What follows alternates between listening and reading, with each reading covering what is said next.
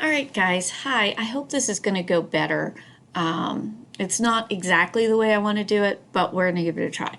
So I wanted to review the three documents that we did in class: the Petition of Right, Habeas Corpus, and English Bill of Rights.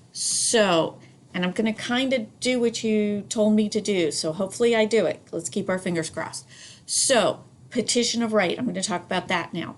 The Petition of Right falls under the English Civil War. It's actually one of the causes of the English Civil War. It was signed by Charles I, and once he signed it, he refused to follow it and refused to call Parliament. But the Petition of Right is the first time Parliament really tries to limit the king's power. Remember, this is all a battle between the king and Parliament. So, in the Petition of Right, you can see no false imprisonment, number one, no taxes without consent of Parliament, no forced housing of soldiers, we call it quartering, and no martial law in peacetime. Folks, I highlighted in yellow the ones that are in the actual Constitution and the ones in green that are in the Bill of Rights. So no forced housing of soldiers. That's going to be a cause of the American Revolution in Boston. That's going to be the, we don't talk about it, but in the Bill of Rights, that's the third right we have. The U.S. government cannot force us to house soldiers in our homes. So that's number three. And remember, the whole big thing was between the taxing. So Charles said, sign this, and then he went and leveled taxes without Parliament's consent. He did martial law, all of this. When he brings Parliament back, they have a civil war. We know he's overthrown. That brings, when Charles II is restored, he has to agree, okay, I'm going to rule, but I'm not going to have the same power as my dad. I'm going to follow the Petition of Right, which he did.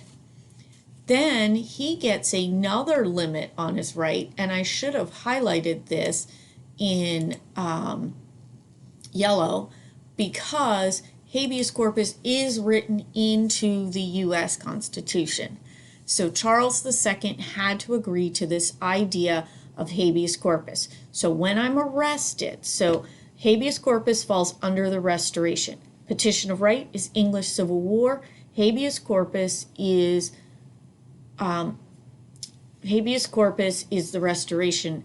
This is where when Charles II says, okay, I'll be your king, the return of the Stuart monarchy, he says, okay, I'll obey the Petition of Right, and we'll also put this protection for people's rights that I can't just throw anybody in jail. When a person is arrested, they have to be told what the charge is, and then somebody has to determine if there's enough evidence to bring them to trial. Not if they're guilty or not.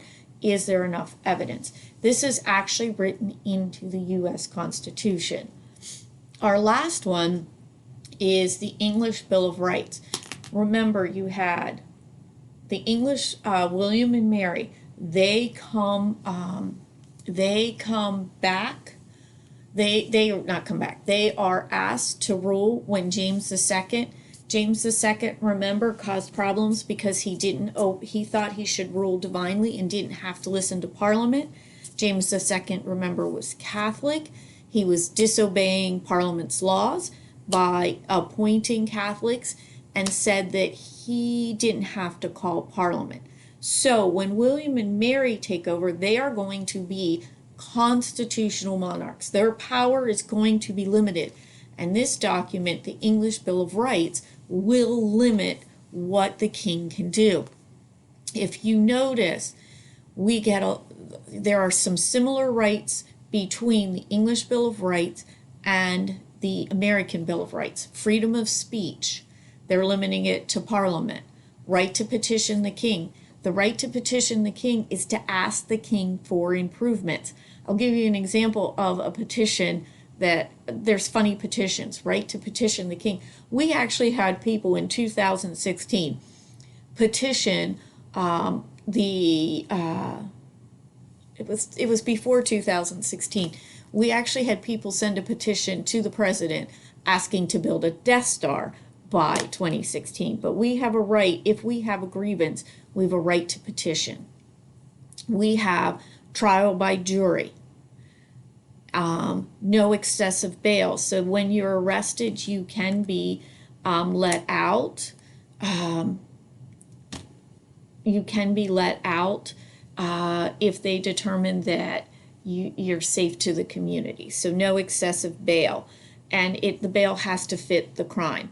For example, if I go and I shoplift, I don't know, I go to Giant and I shoplift 2 steaks, they can't charge me $1 million bail for that. And they have, notice it's limited to Protestants, the right to bear arms, which we have in this country. They also, when you're looking at the parliament creates taxes, that is going down. That's in our U.S. Constitution. It's not Parliament, it's Congress, and it's even more specific. The House of Representatives creates the taxes. So the Senate, the Congress, the House of Representatives, and Senate. You know what? This is not a government class. Congress creates new taxes. Habeas corpus, we've talked about before. King cannot have an army without Parliament's consent. President can have an army, but to declare war, the Congress is the one who declares war. The king cannot collect taxes without Parliament's consent. Well, the president of our country in the Constitution, says the president collects the taxes, but it's Congress consent. Think about in ours, the IRS falls under the executive branch, but it is the legislature that sets that. So these are, and then Congress, so these are the rights that there's a connection between the two. And look at this one. King must call Parliament frequently. That was one mistake they learned from James II. So that these, there is a link. So with that, I hope you have some luck on your one-pager, and I hope this recording helped.